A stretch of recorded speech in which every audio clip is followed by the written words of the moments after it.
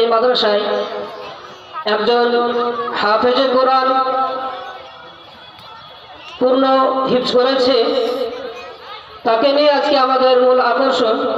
তো আমি প্রথমেই এই বাচ্চার পিতা, ছেলেটির নাম হচ্ছে সিরারুল ইসলাম, পিতার নাম মেজারুল ইসলাম, গ্রাম গোবিন্দপুর, পোস্ট রাজাপুর, থানা রানীনগর। আমি ওনার আব্বাজানকে বলবো স্টেজে আসার জন্য।